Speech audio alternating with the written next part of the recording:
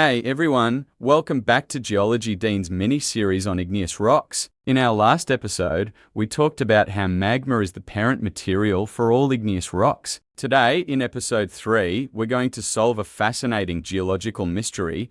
Why do some igneous rocks have huge, sparkling crystals, while others are so fine-grained you can't see any crystals at all? The answer lies in where they cooled down and formed. Let's dive into the world of intrusive versus extrusive igneous rocks. Imagine a giant pot of molten rock, or magma, deep within the Earth's crust. It's insulated by miles of rock, so it cools down incredibly slowly. We're talking thousands, even millions of years. As it cools, the atoms have plenty of time to arrange themselves into large, beautiful, interlocking crystals. This slow cooling process beneath the surface creates what we call intrusive igneous rocks. They are also known as plutonic rocks. Because they form deep underground, we only see them at the surface after millions of years of erosion have worn away the rock layers above. A classic example of an intrusive rock is granite. If you've ever seen a granite countertop, you've noticed those large, distinct grains of minerals like quartz and feldspar. That coarse-grained texture is the telltale sign of an intrusive rock that cooled slowly,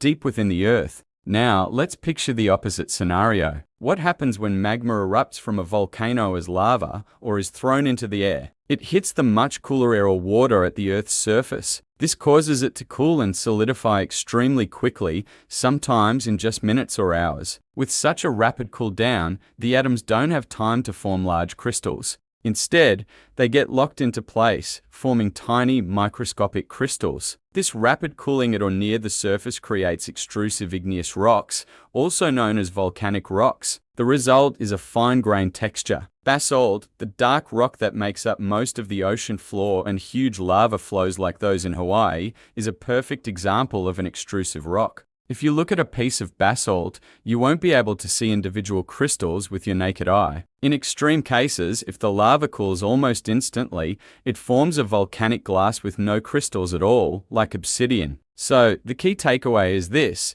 the texture of an igneous rock tells us a story about its cooling history. Coarse-grained textures with large, visible crystals mean slow cooling deep underground, indicating an intrusive origin. Fine-grained or glassy textures with tiny or no crystals mean rapid cooling at the surface, indicating an extrusive origin. The cooling rate is the master controller of crystal size. By simply looking at a rock's texture, a geologist can immediately infer whether it formed deep within the earth or erupted from a volcano. It's like reading a secret code written in stone. That's a wrap for today's episode on intrusive and extrusive igneous rocks. I hope you now have a clearer picture